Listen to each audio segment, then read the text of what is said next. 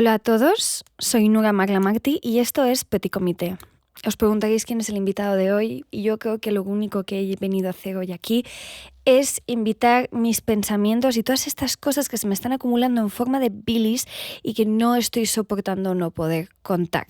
Entonces, vayamos allá. Se trata ni más ni menos de todo lo que me tiene enfadada que sucede a mi alrededor todo el rato, pero es que yo tengo la capacidad increíble de perpetuar el enfado porque no hace más que darme motivos para hacerlo. A estas alturas de la historia, permítanos estar un poco reacias ante las declaraciones del presidente del Gobierno de España, Pedro Sánchez. Permitidme que no me importe en absoluto la sensibilidad de hombres de entre 40 y 50 años que están dolidos en los sofás de sus casas o en restaurantes de etiqueta y se autocompadecen porque se sienten atacados por la que ha sido la ministra de Igualdad hasta ahora, Irene Montero. Permitidnos a las mujeres que nos la bufe, sin nosotras tener nada que ver con eso, que los hombres de mediana edad se sientan dolidos, cuando en contraposición somos nosotras las víctimas mayoritarias de asesinatos, de violaciones, de violencia machista y de acoso perpetuo y constante. Permitidnos que vuestra susceptibilidad sostenida en los débiles pilares de la masculinidad frágil que requiere respeto y critica a las enfadadas nos parezca un chiste.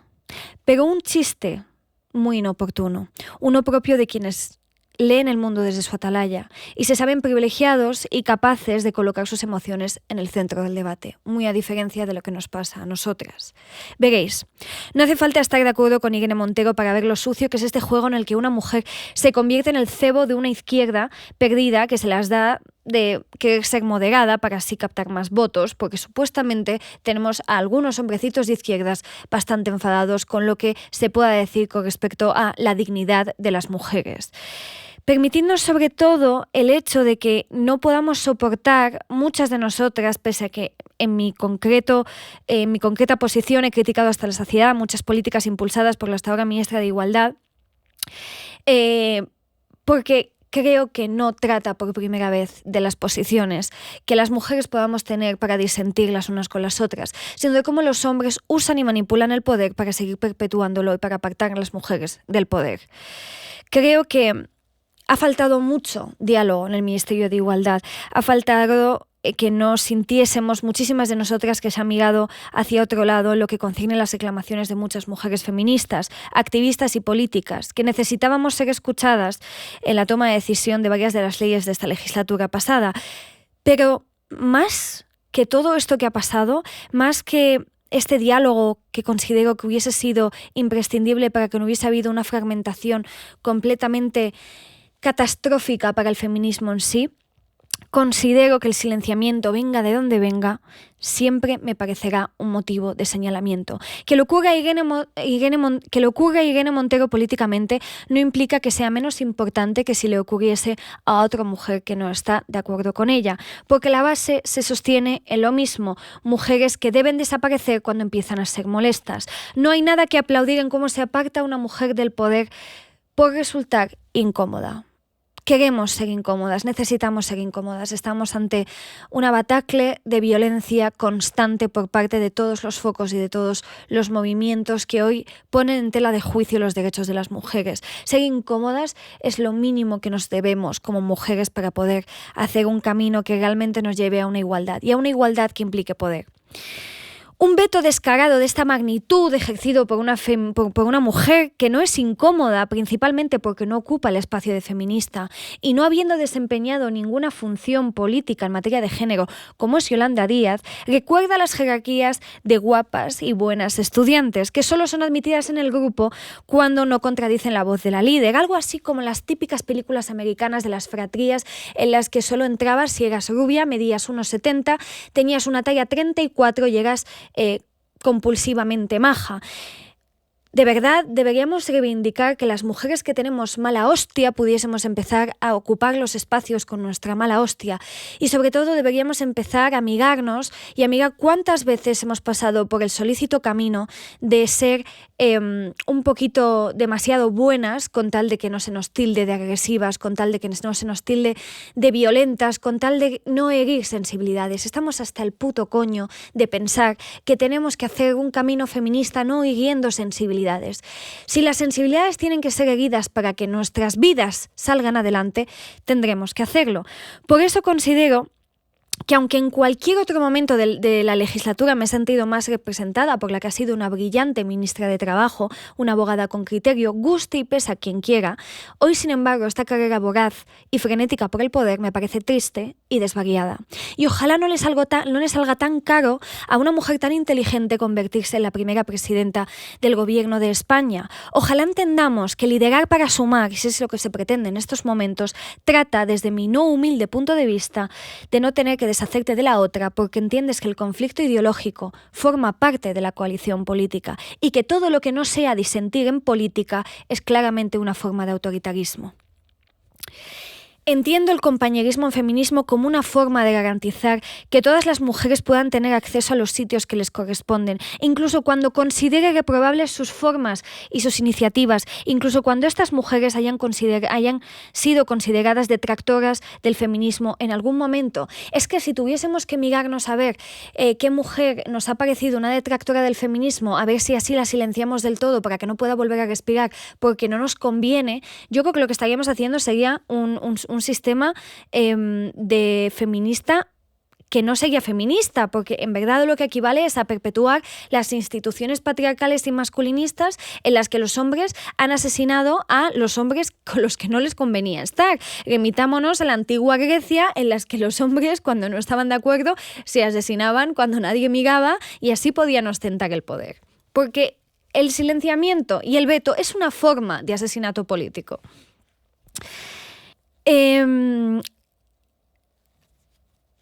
Las mujeres que no nos gustan también tienen derecho a existir y a ejercer su libertad de expresión.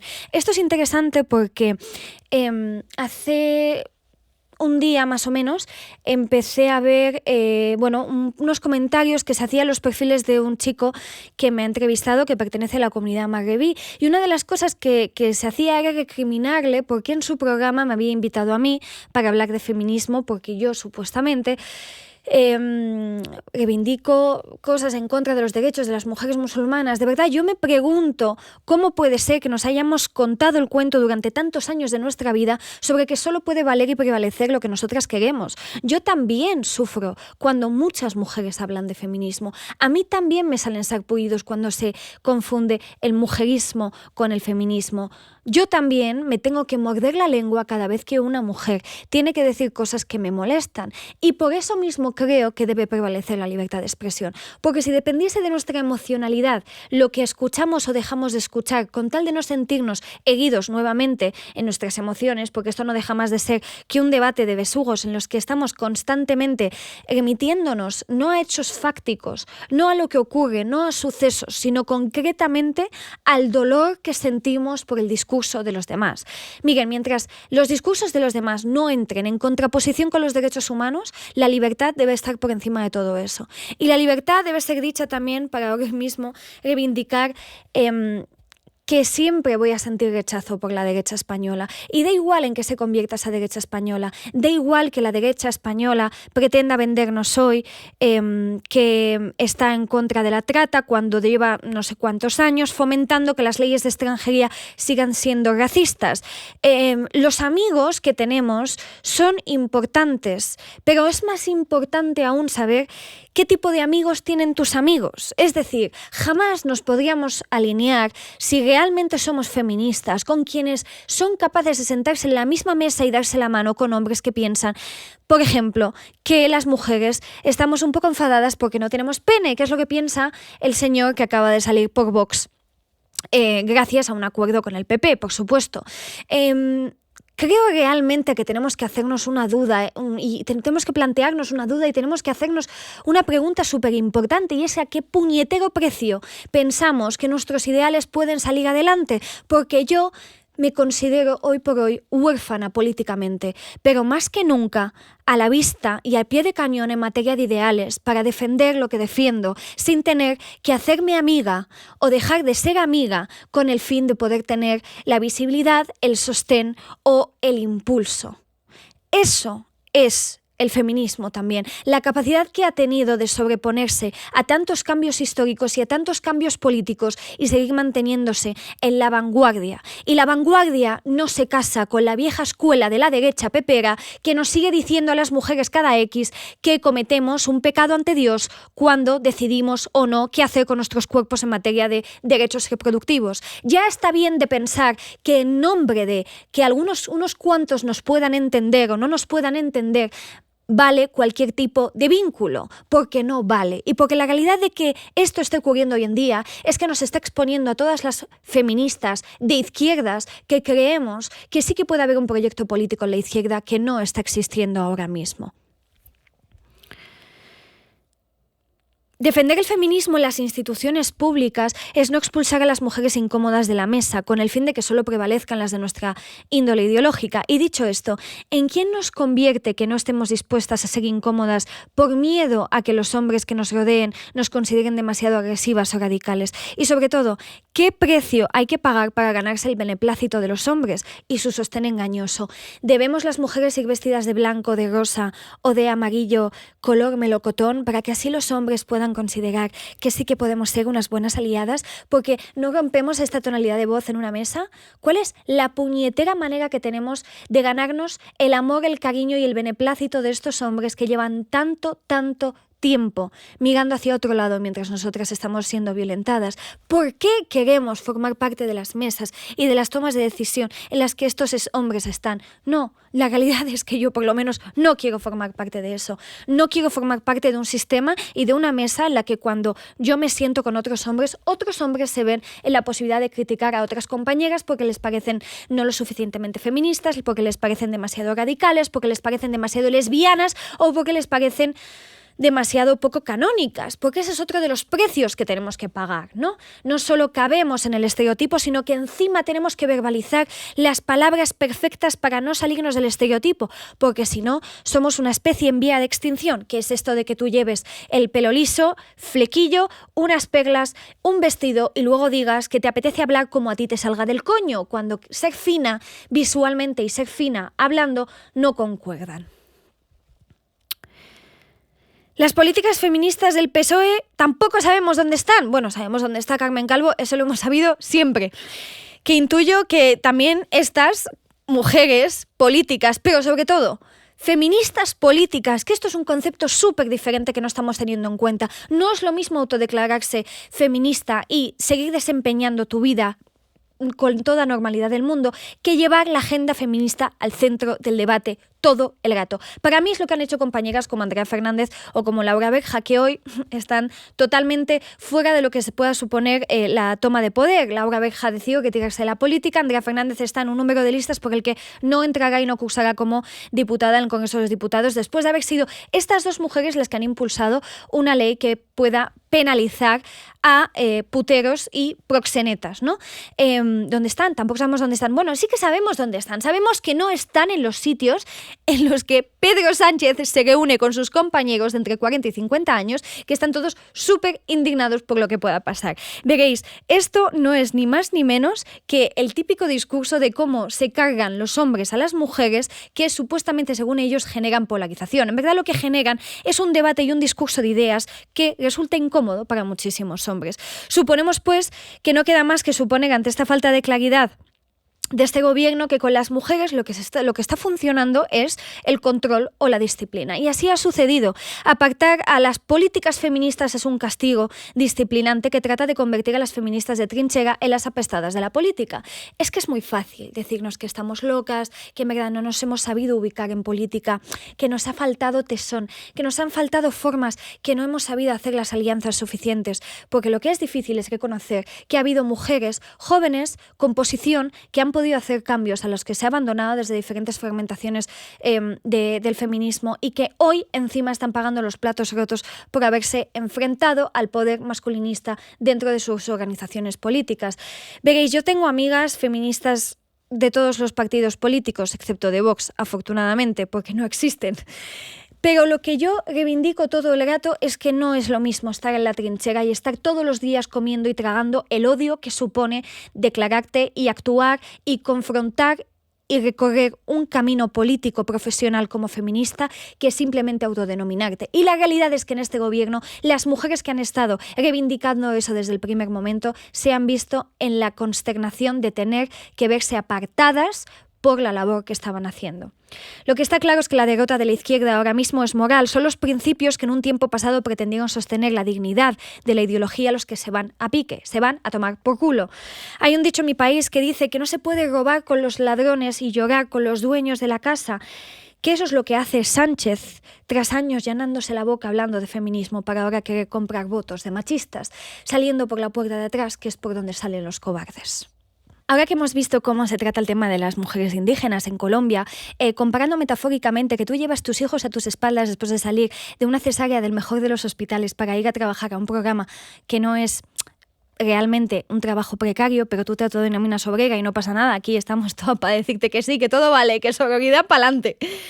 Lo que creo que es importante señalar y decir es que se nos debería caer la cara de la vergüenza. Es que ya está bien de romantizar el dolor y las circunstancias terribles en las que las mujeres, por ejemplo, indígenas, se quedan embarazadas y dan a luz. Están forzadas a trabajar con sus hijos y sus hijas a las espaldas y viven una violencia que, lejos de las imágenes sobre la paz y la ayahuasca, la realidad es que es violencia machista y es violencia sexual.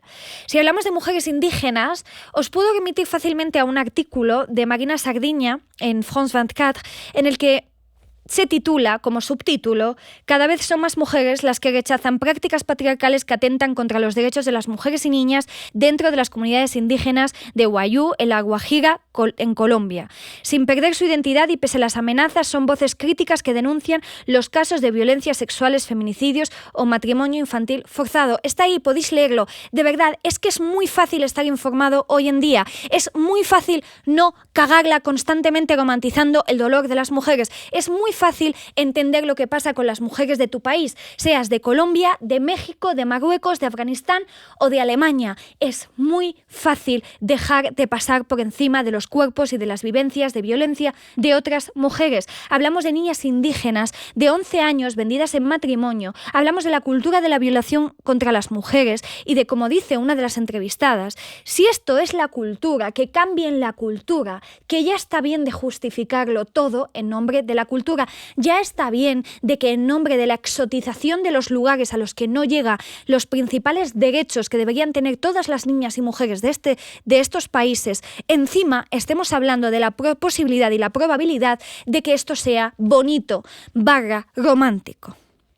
Todo esto sin tener en cuenta lo que ha supuesto una guerra interna, que no es ni más ni menos que el conflicto armado que ha habido en Colombia, en el que 261.000 mujeres indígenas fueron víctimas de violencia sexual. 261.000 víctimas. O sea, por favor, es que no sé cómo puede ser que llegado este momento tengamos que seguir dando cifras para confirmar lo que no es más que la fehaciente y clara prueba de que la cuestión de clases es imprescindible para abarcar los derechos de las mujeres. Porque, joder, que si lloran las mujeres y joder si poco facturan estas mujeres y qué importante es que nos plantemos ante estos mensajes que lo único que hacen es desvirtuar todo, porque por no poder sufrir muchas mujeres no pueden escoger ni a quién amar, mucho menos van a poder sentirse identificadas con canciones en las que lo que cuestan 5 años de su vida es lo que cuesta un coche del que se habla en la canción.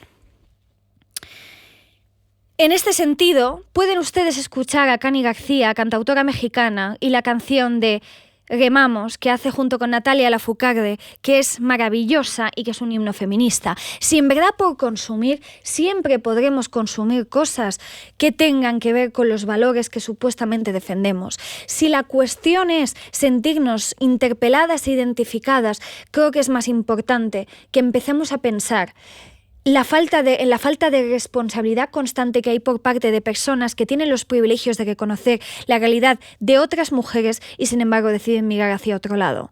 El dolor propio es muy fácil de prostituir cuando no se trata de mirar el de las demás. Han matado los tuyos, me dicen. ¿Los míos quiénes? Los tuyos, los míos. O sea, la policía marroquí a metros de su sensata democracia en la que vivo, la España progre, de bien, que no puede leerse como mercenaria explícitamente y entonces contrata a los más cercanos y eficaces. Cuestión de famas.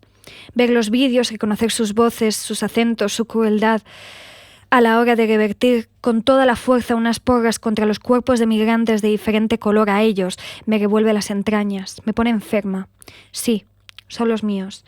Reconozco con la pesadez moral que supone entender que formas parte de un país en el que se trata con inhumanidad y desprecio al más vulnerable.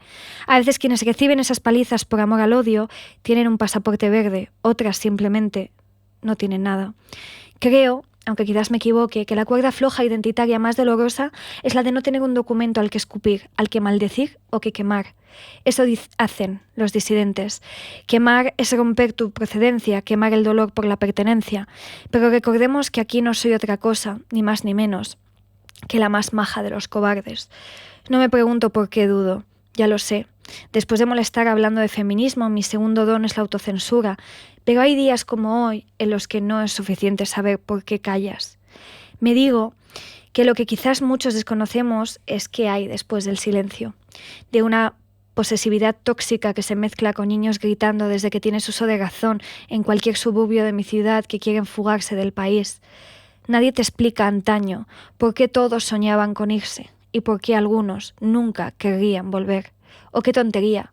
¿Por qué nos acabamos yendo todos? Eso lo descubres con el tiempo.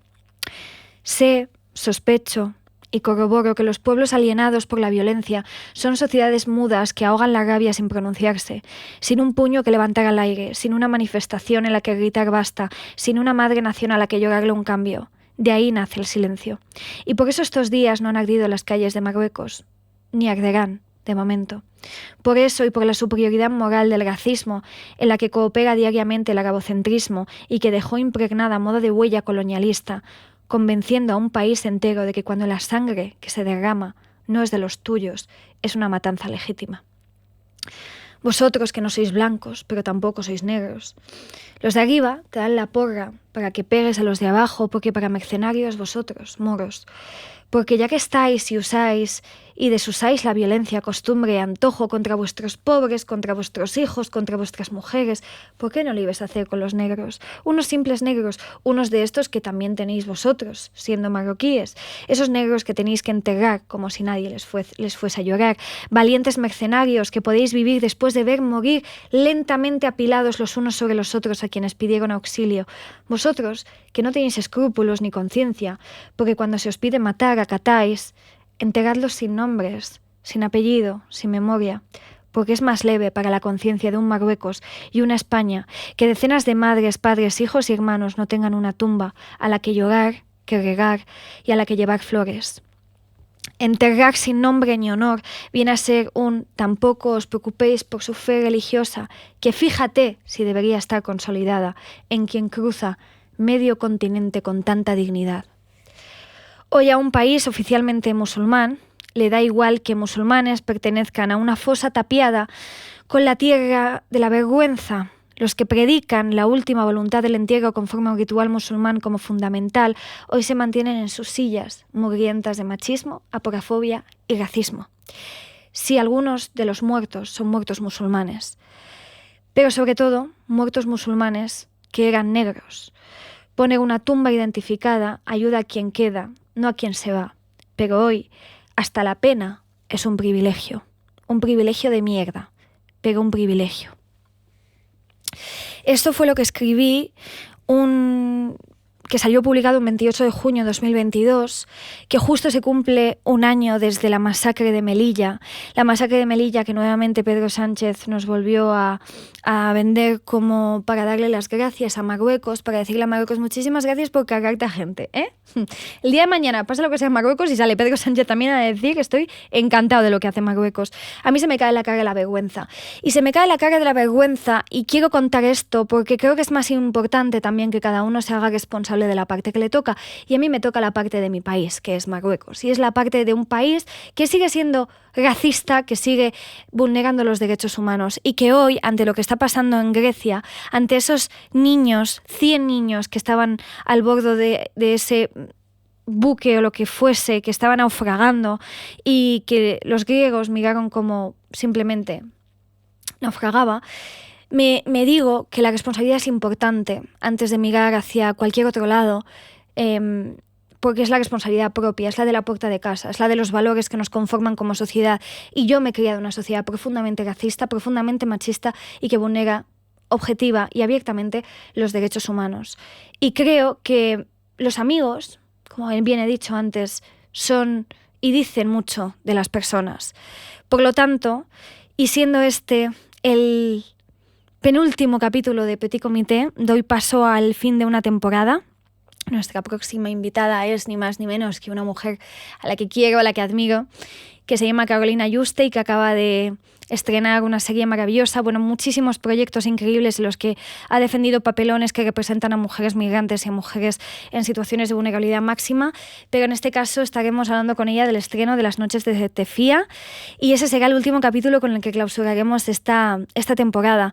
Quiero deciros que este ha sido un experimento maravilloso en el que he intentado descubrir dónde estaba mi voz y sobre todo en el que me he permitido estar como simplemente me apeteciese estar, sin atenerme a las posibles etiquetas en las que ya de por sí se me podría enclaustrar, ¿no? Creo que las mujeres feministas, las mujeres activistas, podemos hacer muchísimas otras cosas aparte de hablar de feminismo y aparte de hablar de políticas feministas y aparte de hablar de activismo. Ha sido un año también en el que he tenido que lidiar con muchas mujeres en situación de vulnerabilidad, mujeres iraníes, mujeres afganas, mujeres iraquíes, mujeres egipcias, mujeres marroquíes. Y después de tanto dolor, esto ha sido un espacio en el que he podido aprender muchísimo, en el que he podido renovarme, en el que he podido volver a mirarme desde un lugar en el que la hostilidad no estuviese por medio, sino que se pudiese dar paso a otro tipo de diálogos que a lo mejor lo que necesitamos hoy en día es que los diálogos nos sanen. Y he tenido un equipo maravilloso que ha sostenido todo esto, entre ellas mi maravillosa Ana y Piedad, que han sido fundamentales y un pilar imprescindible. Detrás de todo esto hay un equipo de mujeres trabajando muy fuerte y espero que todo lo que venga después de esto esté plagado de historias que os puedan hacer repensaros, como yo creo que me repienso todos los días. ¿Repienso o repenso? Es interesante. Abrimos el debate en la siguiente temporada. Os mando un beso muy grande.